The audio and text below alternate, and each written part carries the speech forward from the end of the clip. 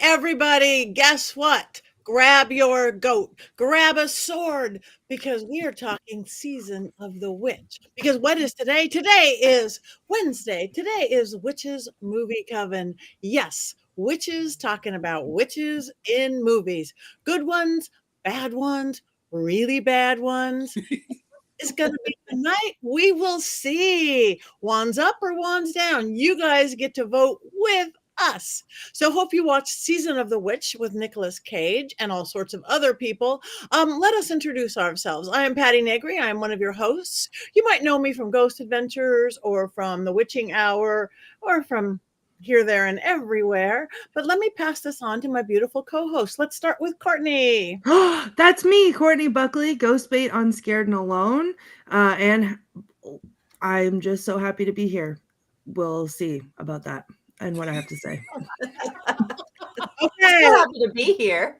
I am happy to be here. I may or may not be exhausted from hexing. We'll find out. It's going to be a hex night. Get ready to turn the lights off. Okay, on that, why don't we move over to Heather?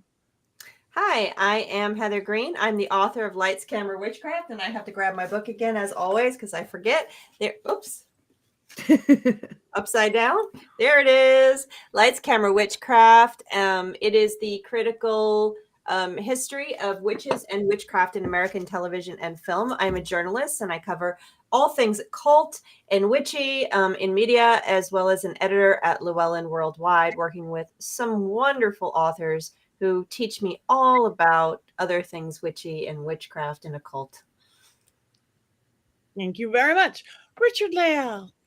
I am Richard-Lael. Richard-Lael is one name, not two. If I were just Richard, I would be a... That is correct. I am really easy to find. I am known as the gentleman psychic. I'm a psychic and a medium. I used to be a psychic and a small, but I gained some weight. And what sets me apart from all of the other psychics, they're all doom and gloom or love and light. I'm a happy medium.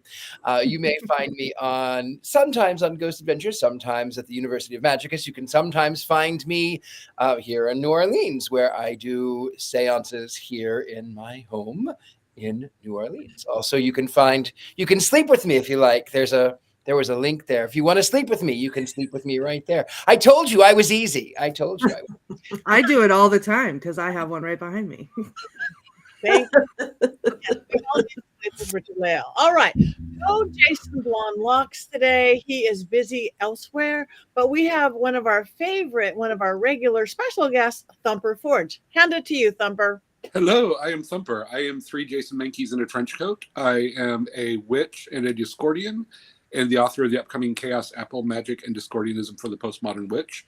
And instead of a wand tonight, I have a St. Jude candle, because St. Jude is the patron of lost causes, and that felt relevant to the film. Thank you very much. So hopefully, again, you all watch Season of the Witch with Nicolas Cage. But just in case you didn't watch it, Richard-Lael, do you happen to have an unbiased synopsis of this lovely film? And how? Uh-oh. Here's the story about how my life got turned upside down. The story is about an hour and a half too long. Anyway, before I even say that, I will say the story is about these two men who are roommates, and they go on this quest together. And you know that they are roommates because how very much that they have affinity for each other. And they are in service, of course, to the church and God. And they are, of course, Knights Templar, or they're crusaders nonetheless. They are out for the good Christian cause of expelling all witches from Europe. And in doing so, they murder innocent people, as happened frequently. Well, Nicolas Cage feels guilty, and then he and his roommate, and I mean roommate, not boyfriend, decide they're going to leave the service of the church, and they go on their own sort of separate quest, where then they get arrested and then thrown in prison. And then they have to fight for the church once more. And there is a young woman. You've got Nicolas Cage, and you've got a young woman in a cage for the entire film. There she is in the cage. And then they, of course, get a plucky sidekick and a priest named the ball sack.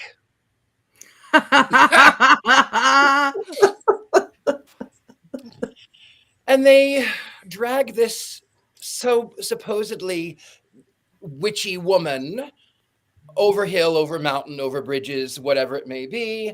And of course, many of them have met their untimely demise, many of whom were trying to prevent her from being taken to the monastery, which is part of the clue, because come to find out, they pulled an exorcist, and she is, of course, excised of the demon, and then they misgender the demon.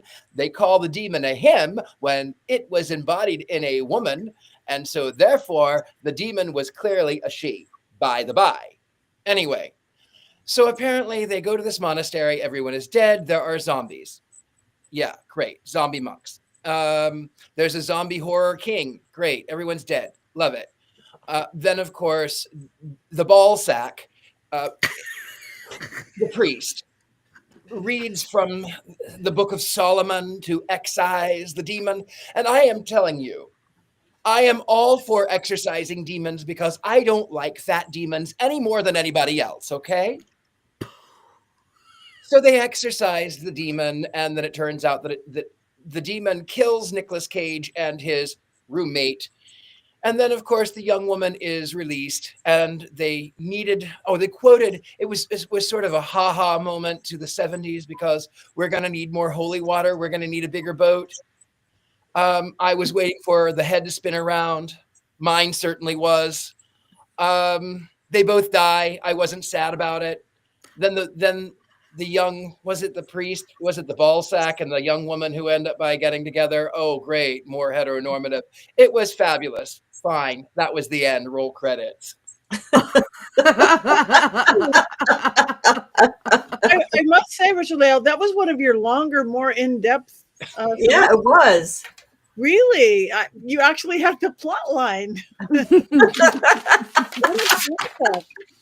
But just in case there might be a little bit more information to be had, Heather, beautiful Heather, is there 5 more things that we do need to know about this film?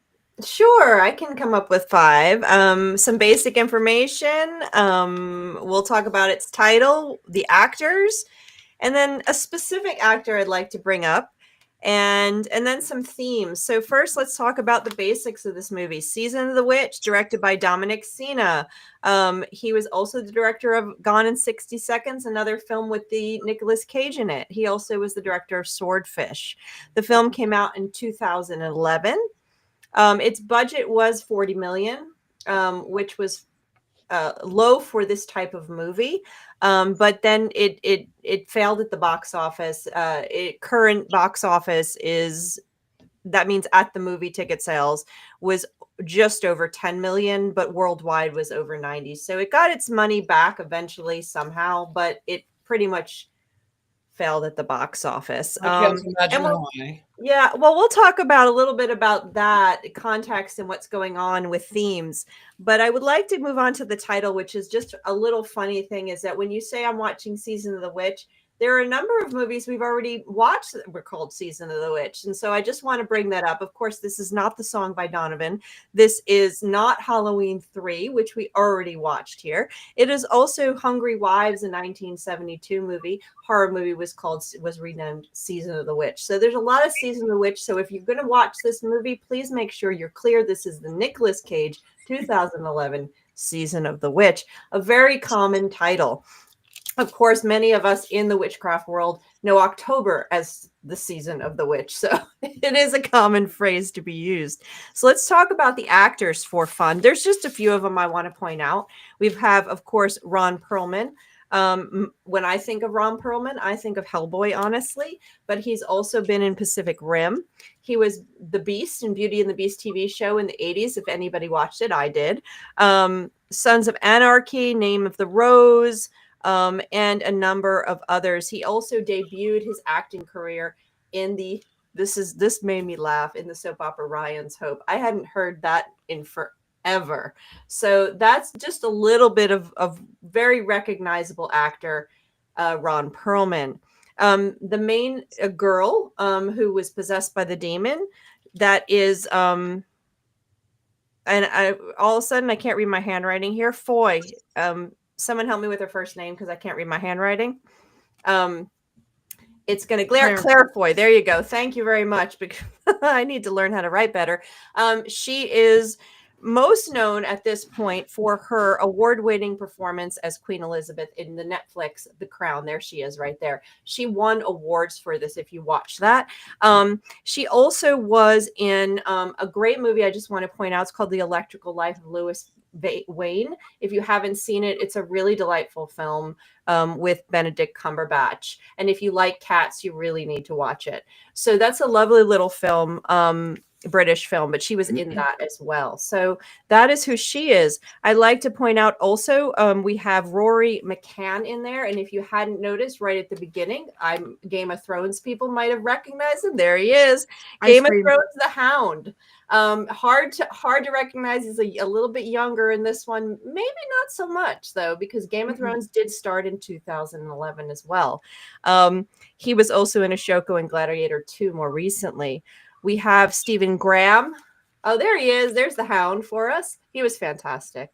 And Stephen Graham was in, I want to point him out because he's in the recent show that's very popular, a movie. I'm not sure which it is. I think it's a movie, Adolescence, which everybody's talking about. He's also in Venom and Venom 2. The Irishman, which is a great movie if you haven't seen that. In Pirates of the Caribbean, Boiling Point, Peaky Blinders. He's an Irish actor that's been in a lot of stuff. Very recognizable. So those are a few. The younger character, Robert Sheehan, he was in Umbrella Academy, if you watched that. So yes, that was Stephen Graham. So those are some of the people. Of course, Nic Cage, hard to not mention him because he is the main character. There he is. He's been in a ton of things. Everybody's got their Nic Cage movie they think of. We can talk about it later when we all go around what our Nic Cage movie is. I do not think of Renfield. That's one of the movies that we've seen him here at. He's also was in Wicker Man 2. I do not think of Nic Cage when I think of Wicker Man 2. But the interesting thing about, first of all, his first movie was Fast Times at Ridgemont High. That might be the movie everybody thinks of. But the interesting thing about him that not everybody knows, he is the nephew of Francis Ford Coppola. So he does have a big Hollywood family connection. But he's been around forever, since Fast Time at Ridgemont High. You know, which my film professors always said was a must-see movie for anybody who likes film. So go out and watch Fast Times at Ridgemont High, and don't do it with children in the room. So the next thing I'm going to bring up one more. I want to bring up one more actor, which I have yet not mentioned, because he is now officially, I believe, going to get the Witches Movie Coven Award for the most recognizable mentioned actor that we have had in consistently in movie after movie, and that is Christopher Lee.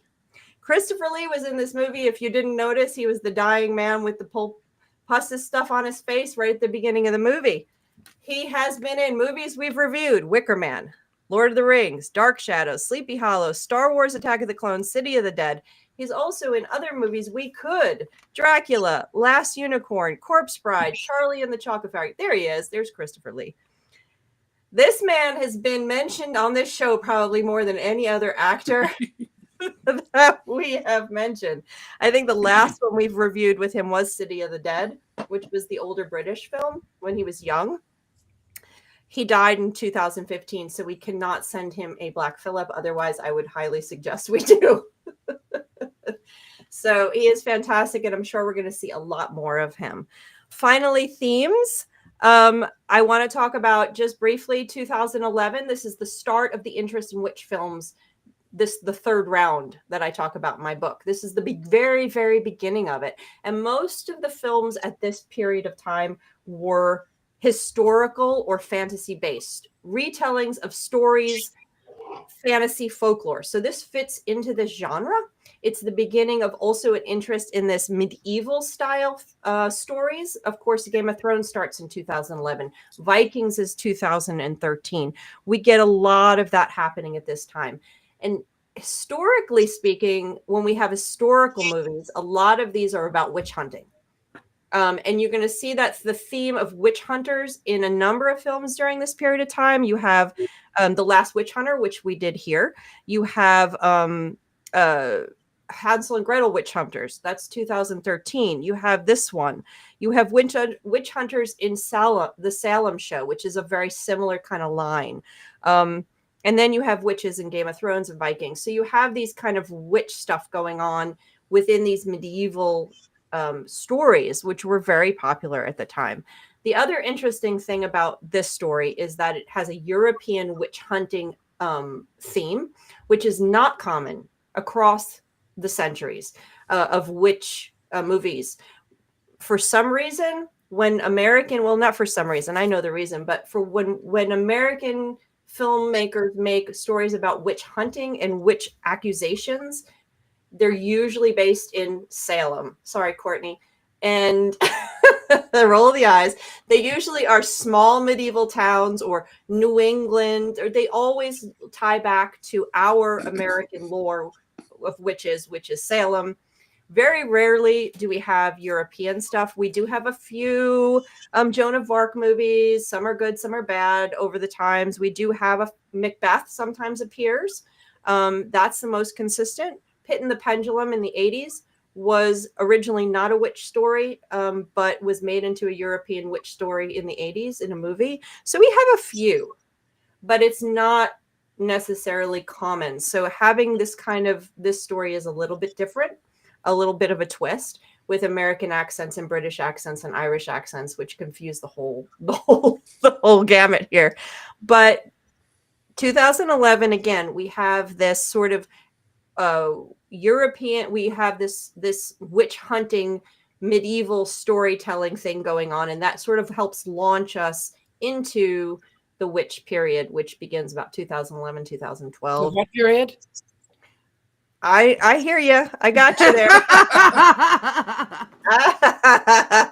And then finally, the other big theme here is that during this period of time, witches were not necessarily created as we had the fantasy witch stuff going on with the fairy tales. But witches in these kind of stories, the witch hunting movies, were usually turned into some kind of demonic monster. If you think of Hansel and Gretel witch hunters, there's these beautiful women, and then they turn into these grotesque monster-like figures. And that's a really interesting transition of the way Hollywood represents witches. And I talk all about the monstrous feminine and the monstrous witch in the book in this chapter and how that plays out for this period. So it fits into exactly what's going on. It's very derivative. It's very much pulling everything we know and using it to create this story. So there you go. Thanks, Nicolas Cage. Yeah, thanks a lot. There he is. I'm going to say it right now. I'm just going to say it. My favorite Nicolas Cage movie, although there's a lot of fun ones, is a recent movie called The Unbearable Weight of Massive Talent. Yes. What was it? The Unbearable Massive Talent. The Unbearable Weight of Massive Talent. The Unbearable Weight of Massive Talent is fantastic. So please go watch that if you haven't seen that Nicolas Cage movie. Go ahead, Courtney. That's my Nicolas Cage movie. Yay! But it's my only Nicolas Cage movie because I hate Nicolas Cage. Oh my God. I know. Texting. Yes, Patty's I know. texting. I know. But in that movie, oh my God. And I can never remember the name of it either. So I say in the movie that he played himself because he plays himself. And it's so funny because him and Pedro Pascal, it's the subtlety of the faces that they make at each other that makes the movie funny. It's not even anything. It's like the way that they act with their eyes alone is hilarious. It's brilliant. It's the so movie good. is brilliant acting. You want to see brilliant acting? Watch the movie. Yeah. How can you hate Nicolas Cage? Because he I'm not a annoys me. fan either.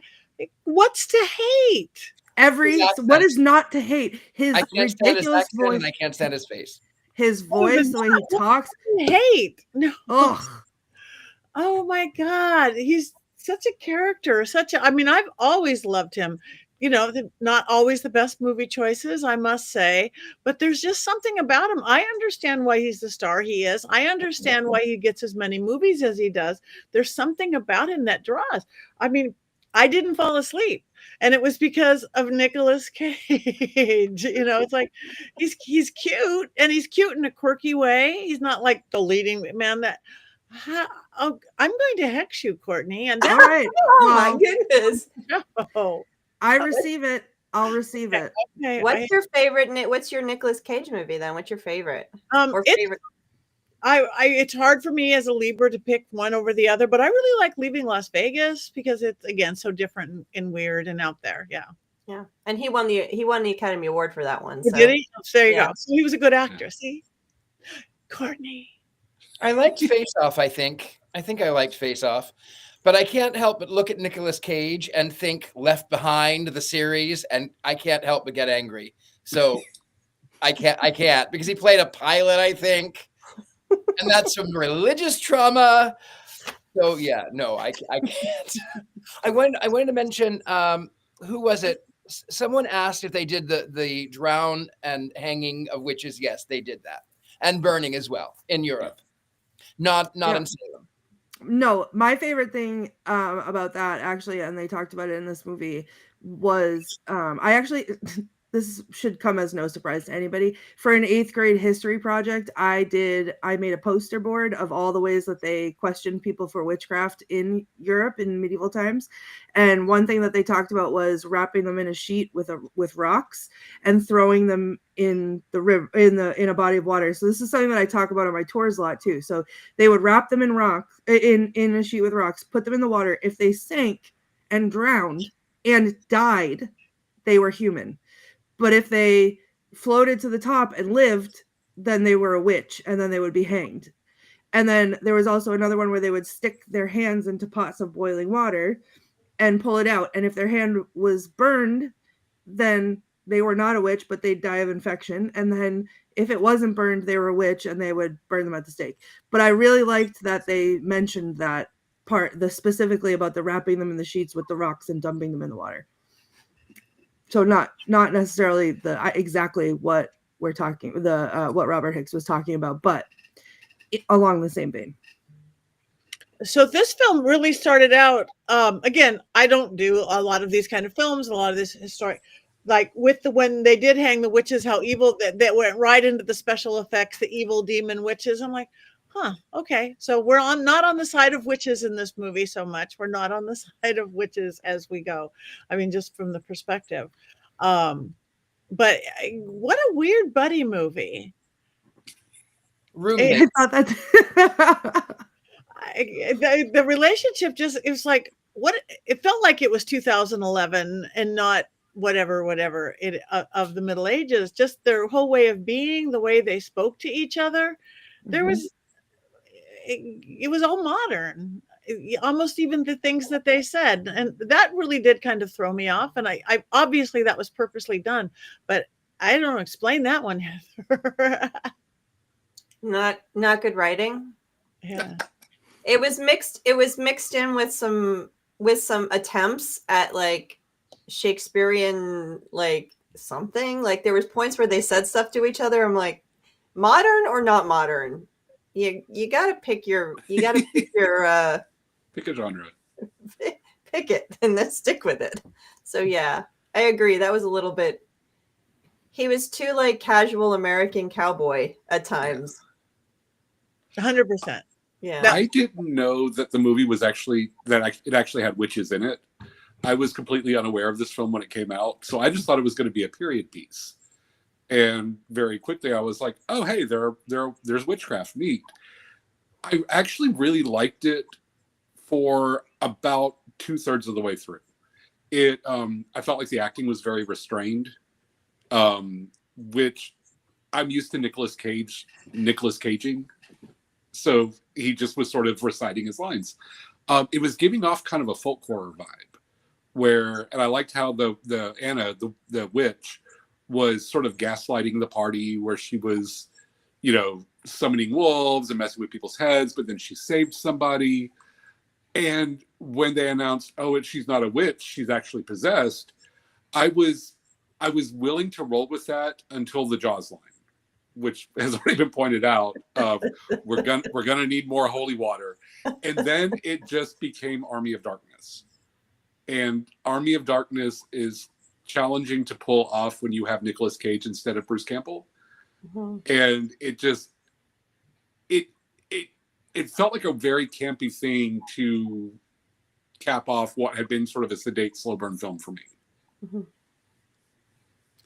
And as soon as they were like, oh, get him in the head, it was like zombie tropes, but they were also demons. It was a lot thrown in that didn't balance well with the rest of the film. That said, my Nicolas Cage film is Color Out of Space. That one. It's a truly bizarre film. There is a witch in it randomly for no reason. But they just kind of just shook him up and turned him loose, and he Nicolas Caged very hard in that film, and I really appreciate it. No more wolf killing. I've seen more people being cruel to animals since we've been doing this witches movie, Kevin, because I don't watch these films. It's like, I don't care if they're demon possessed wolves. They just they didn't. I thought of you the whole scene, and I was like trying to evaluate if they were CGI enough that it didn't count, or if you were going to be upset about it. Even though they turned into the little demon face, that was not CGI enough. They beautiful wolf dogs just getting killed. No. I did it, Courtney. I thought of you the whole time. As soon as they said kill the wolves, I was like, oh, should we warn Patti? Yeah. Patti, close your eyes. I did. I saw it coming, and then it kept going and kept going, and then there was more wolves, and then there was more wolves, and then do wolves really go in that big of packs? I don't think so. Right. So I have some notes. As I said, I am not a Nicolas Cage fan. So when this movie was put up as the movie we were going to watch this week, I had a sinking feeling in my stomach that it was not going to go well, and that I was going to have to once again fight against my ADHD to even consume the movie at all. I think maybe because there was such a cacophony of different things going on in this movie that I was able to consume it. So I did watch the whole thing, and I took copious notes. So, the first thing I wrote down is exactly what Patti, what you were just talking about, which is like the way that they were talking to each other. They're getting ready to go to war in the Crusades, and they're like giving this speech about God, and then they look at each other and they're like talking about buying the first round of drinks. And I'm like, this feels like it doesn't fit. So I wrote, why are they talking about buying the round of drinks? So stupid. Then I wrote down after, when he grew a conscience because he killed a woman, and then the other guy's like, well, you pledged your life to God, and I am the voice of God, and he was like, who are you to even say blah blah blah? They're going on about God this and God that, and then the other guy goes, let's get the hell out of here. And I just thought that let's get the hell out of here when they're talking about God and God's voice was wild. Like, what a weird random thing to say. Then to go back to the end, headbutting the demon was wild, and he did not just do it once, he did it several times. Hugging the demon to death, also crazy. The CGI was terrible, but also kind of okay. Like, the werewolves were awful, but like by the time it got to the CGI demon with its weird demon voice, I was like, fine, this is fine. I can deal with this.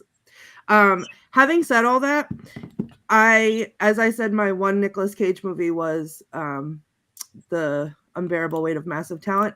And my second Nicolas Cage movie is Season of the Witch, because I loved it. I'm obsessed with this movie. It is one of my new favorite movies, and you're all getting hexed because it was great. I don't care. It was so stupid. But it was like just stupid enough that I was into it.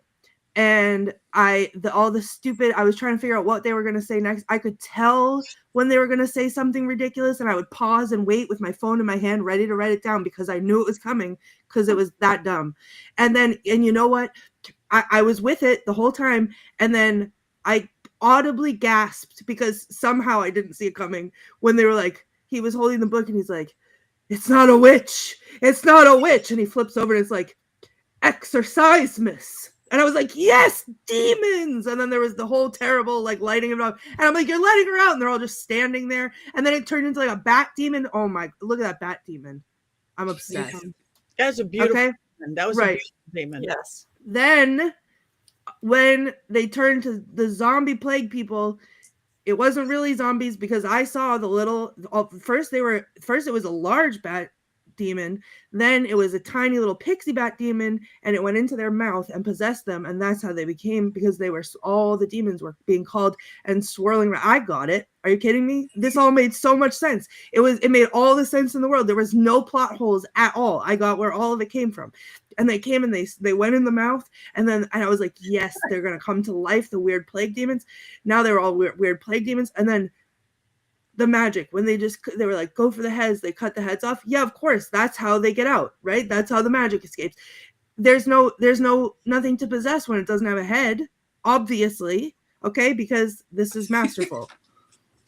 All right. Then when it was the big bat demon, I thought, this is like Nosferatu all over again, because this is amazing. And I wish that I could have hugged the bat demon and been lit on fire or headbutted it or whatever. And you want to talk about turning heads? There was a turning head because the giant bat demon did one of these and turned the head around. And it was great all over the book. And then when it started talking and it had that gross, disgusting voice and it was a cartoon character, my God, take all of my money. I'm going to buy it. I watched it on Tubi for free. It feels like a crime, okay, because I loved it so much. So there you have it. Okay, I have plenty of quotes because I was writing all of my rest of my notes as quotes because there were so many good ones. I was not disappointed. I was pleasantly surprised. I was actually mad. I was mad because I was expecting to hate the movie. And when I hate the movie, I have a lot to talk about. And I didn't hate the movie. And so I was upset because I was mad that I was bested by Nicolas Cage. So guess who's getting hecked tonight? Because now I want to tell you why I hated it. First of all, the costuming was awful. It was amazing. Beautiful, but it was not period appropriate. The back and forth whiplash between modern and medieval drove me crazy. And this is where I have a really hard time because we face right now a new satanic panic where people, women, men, are being accused of one thing or another and then being locked up without representation. And it made me angry. It made me angry that this film in 2011 was in service to a medieval Bronze Age mythology that murdered millions and millions and millions of people. And it was, in the end, they were the good guys. And if looking at it, so he quotes, he says, well, this book was the Key of Solomon. And according to the legend, Solomon, who was the great king in the Bible, Solomon commanded demons to build the first temple. And in this, he says, this book has tortured me for hundreds of years. It was forced slavery on a spiritual being. And that made me angry. And I wanted desperately to just let current events go away. And I wanted to go, okay, you know what? Maybe some witches are bad and some witches are good. I'm willing to, but it was not. This one was anti-witch and pro-church. And it brought back a lot of religious trauma. And then, of course, political trauma that I, as an out gay satanic witch in the South, am afraid of. I hated this film. I will never watch it ever again. For that reason. Thank you. Beautifully, beautifully stated. Can I just hop in for 1 second and say that my enjoyment of it does not negate the pain that it caused you, and I see you and I hear you, and all of that is very valid. Yep. Absolutely. Absolutely. Movies are art, and they're created and we mediate them differently based on who we are and what circumstances we are. When this movie was made, we were not at this point yet. And so that doesn't take away what its theme is. And this theme is throughout Hollywood's history, which you can, which is part of what I trace.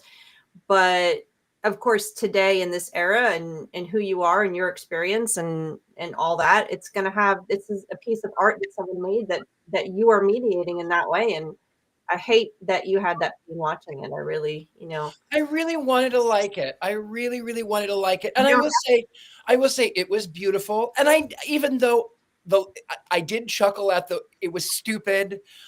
I kept going, okay, this is The Exorcist, and this is Jaws, and this is a buddy comedy. And like there were so many things. It was so predictable. It was so predictable, even to the point where so she saves this guy from falling, but you know that this demon is sort of driving to the monastery. Let me out and I can help push. Well, of course she would. She wasn't going to escape anywhere. She wasn't going to get away. She really was going to push that wagon across that bridge.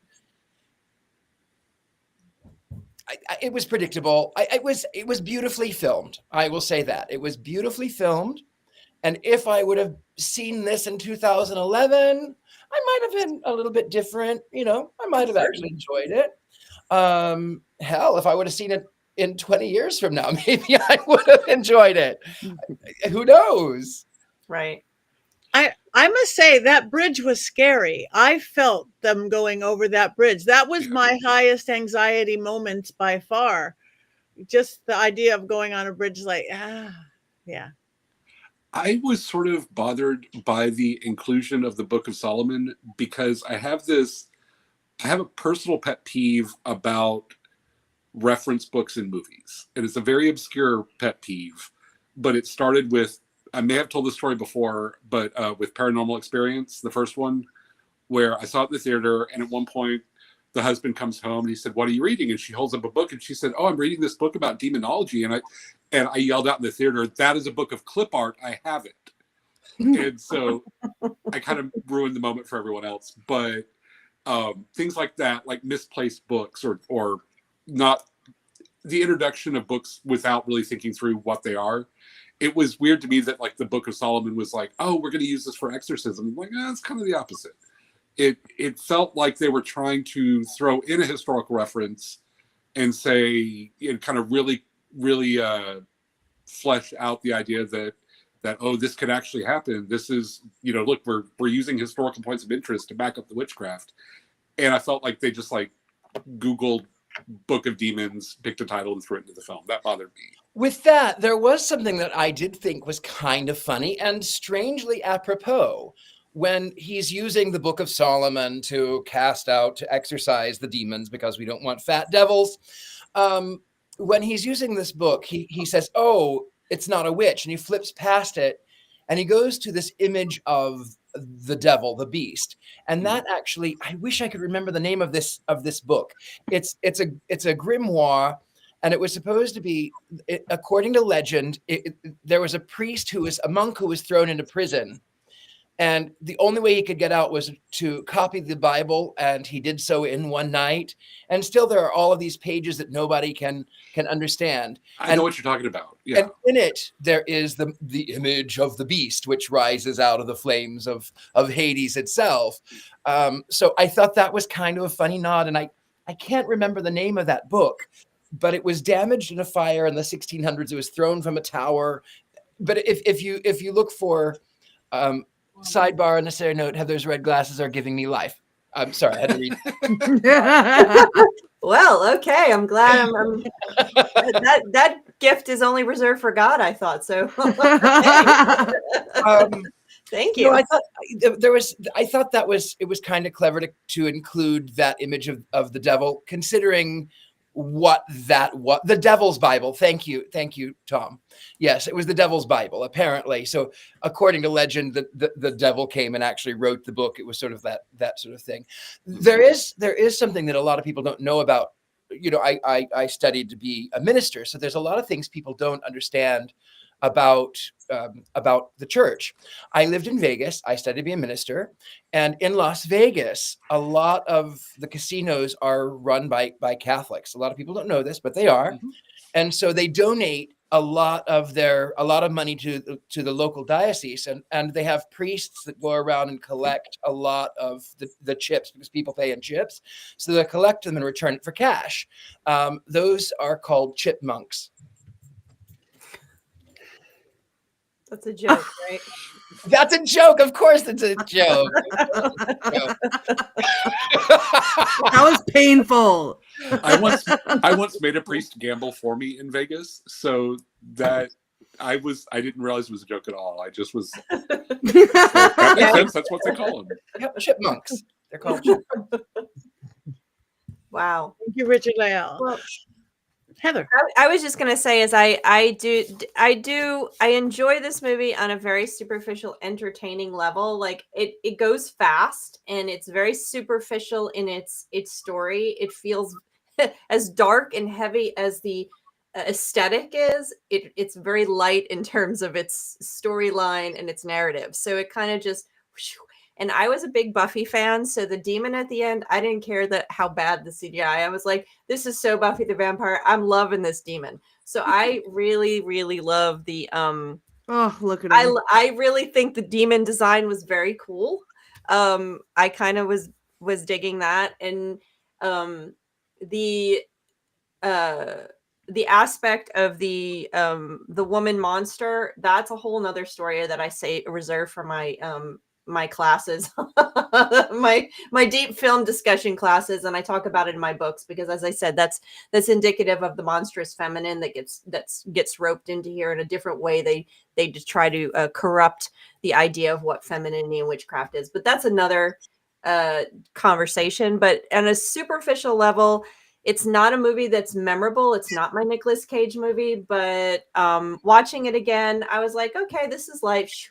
There are all the stuff that you guys said, though, is correct. I mean, the weirdness of between it's too familiar sometimes, it's too modern, and the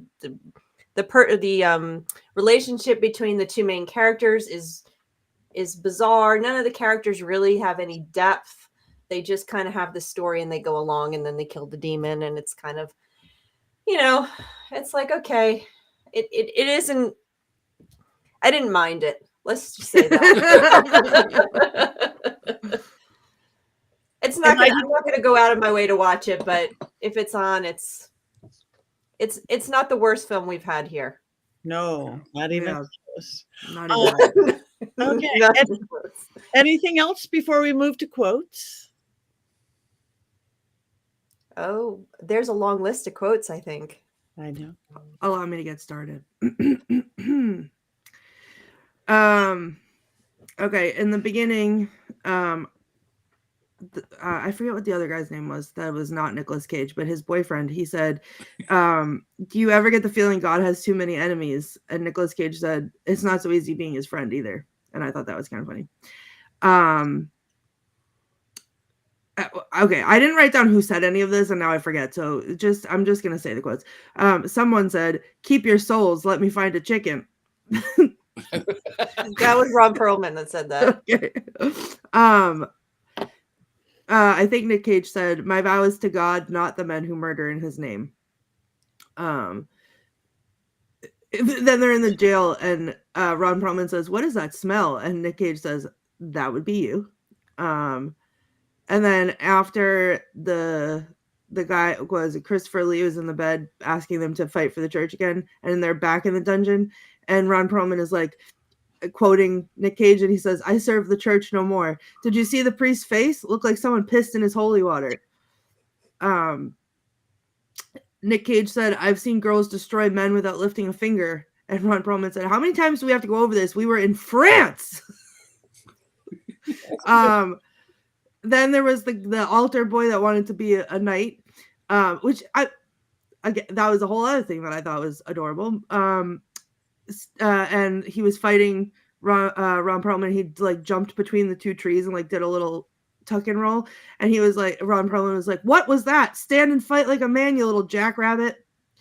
Then they go into the zombie monastery, and everything's so serious, and the what's his name, Balzac, was like crying on the ground and hysterical, and Nic Cage says very, very darkly and seriously, "We must go. There is no hope here, only plague." It's like, if that is not a tagline for everything, I want that tattooed across my forehead. Then when the woman was in the cage and she was turning into the demon, she said, "The church has sent more souls to perdition than all the wars, famines, and pestilences put together," which I thought was pretty good. That was prescient. Yeah. Then, of course, they said, "We're going to need more holy water," at which point I screamed out loud. Then when they're killing the zombie monks, Ron Perlman yells, "They're like cockroaches!" Not cockroaches, cockroaches. And then, of course, this is the one where I was like poised and ready to go, because the demon is holding Nic Cage up by his throat. It's a very tense moment. They're looking into each other's eyes, maybe some tension there. I don't know. I won't. No dissension. Yeah. And then I'm waiting for it because you know he's gonna say something. You know there has to be like an epic line. And then Ron Perlman comes up and grabs or like does whatever to the demon, and he goes, "You'll be buying tonight, my friend." And I was like, did we have to call back to the stupid line in the beginning? Like, that was the big line. I was upset. But those were his, I think, dying words, and that was it. And those are my dying quotes. Thank you very much. Now, do we have anybody playing Jason tonight or not? No Mankey movie moment or minute?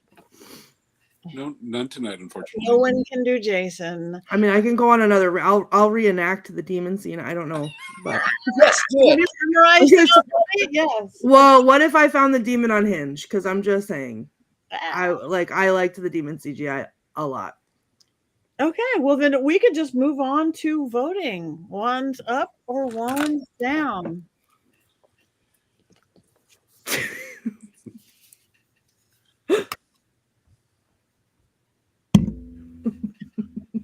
It's Nicolas Cage.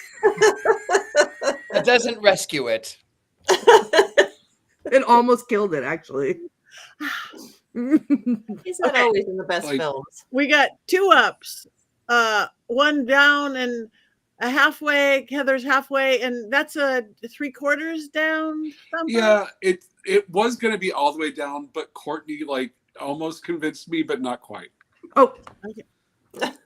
Okay, we want all of you guys there in the chat room. Oh, the Plague Doctor masks. Yes, Tabitha, sorry. Oh, yeah, the Plague Doctor mask. That was cool. Wands up, neutral. I love the demons. We got a lot of neutrals going on. Wands up, go Tabitha. Wands up, go Marty. Wands up. We want a reference for Richard-Lael and Wolficide. In the reviews that I read, there was so many people that do love this movie. It's really, I thought that was really interesting to see that how many people reviewers actually thought it was, people liked the movie. Really? I just want to point out that I don't love this because I think that it's a good movie. Because I love it because I think it's a terrible movie, and we know how I feel about that. So it was just the right amount of stupid for me to enjoy it. It's not tracks for you. Killing Tree. Nothing could come close except maybe Ouija Shark will. But I love it because it's Nicolas Cage, and it kept my attention. Heather said it. It moved fast. It kept going. Yeah. It did hold my attention. It may not go deep. It may be a weird combination of everything, but it held me, and I didn't fall asleep. So it was up all the way. And Inlet Wands neutral. I like the scenery. Yeah, it was beautiful. It's great. And again, Colin, Wands kind of up for a movie that would be better if it was gone in 60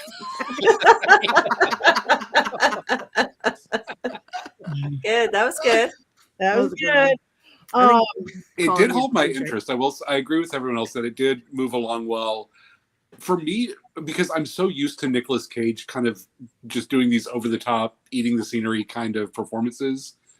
And for me, one of the things that held my interest was like I was waiting for a meltdown or something. I was waiting for the end of the Wicker Man of my eyes, there are my eyes. And kind of just not getting that made me get more invested in the film. Yay.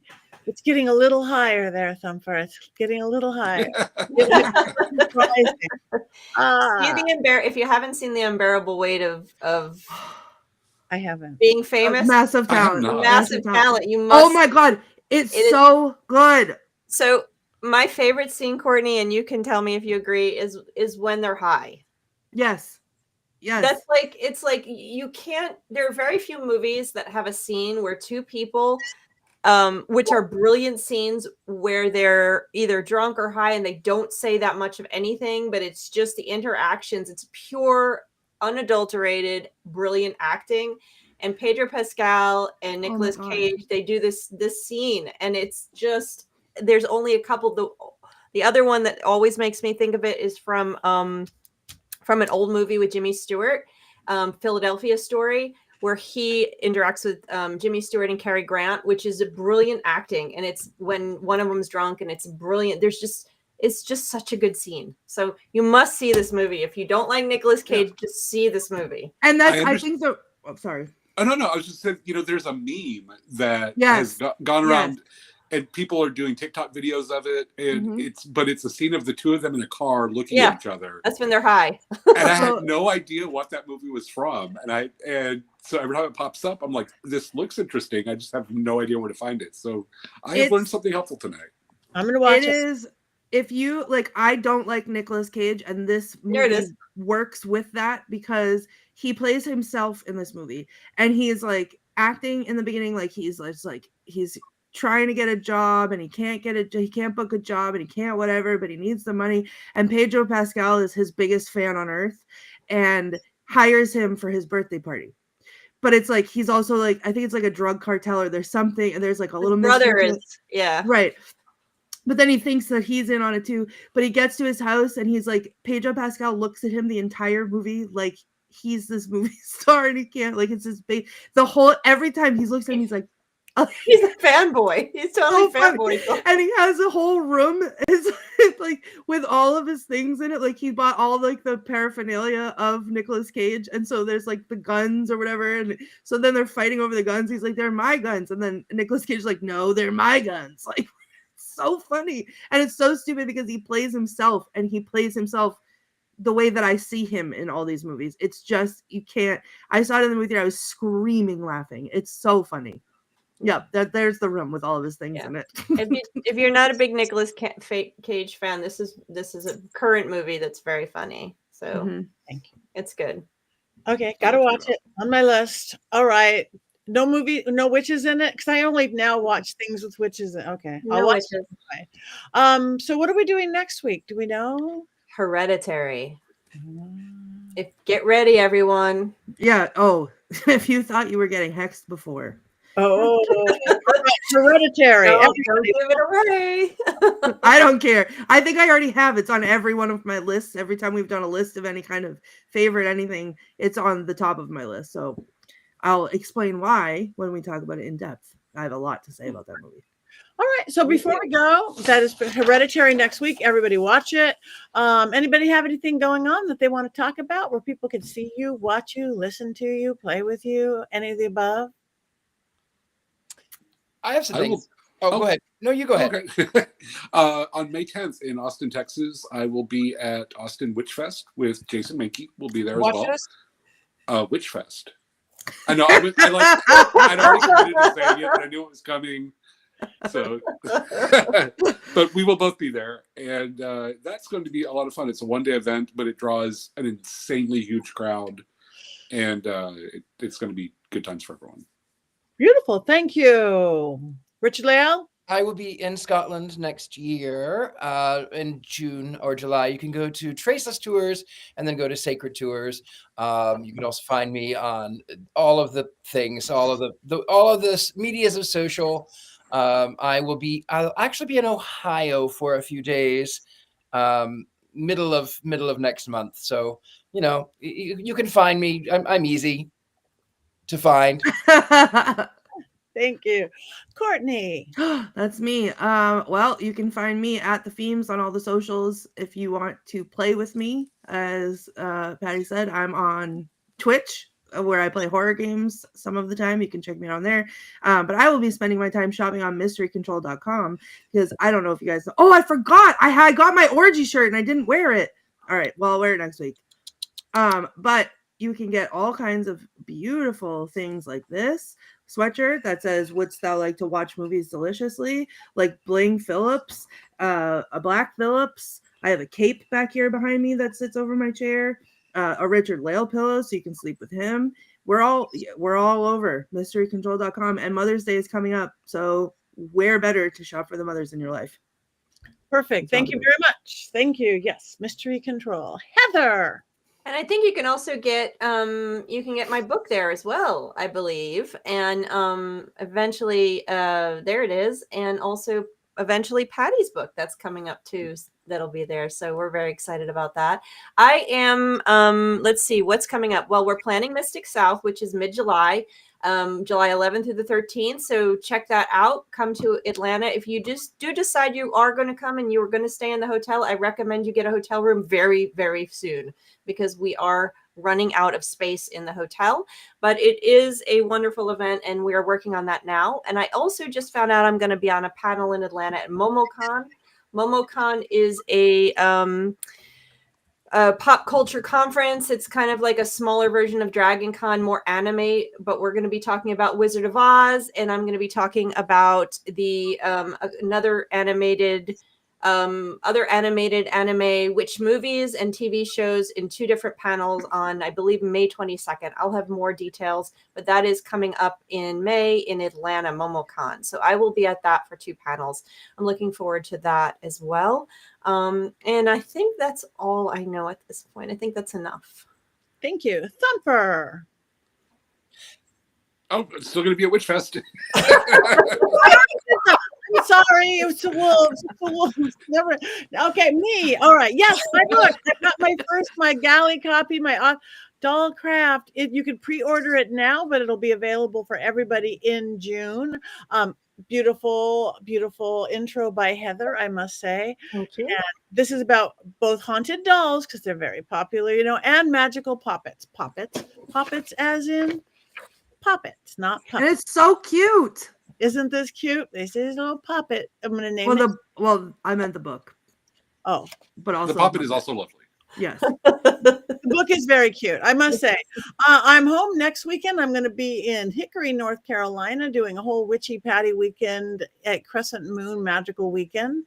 Then I'm heading to Vegas. If all you vampire types join me for the Endless Night Vampire Ball. We have 4 nights of seances, balls, fun things. And then one of the chipmunks. And chipmunks. We're going to gamble with the chipmunks.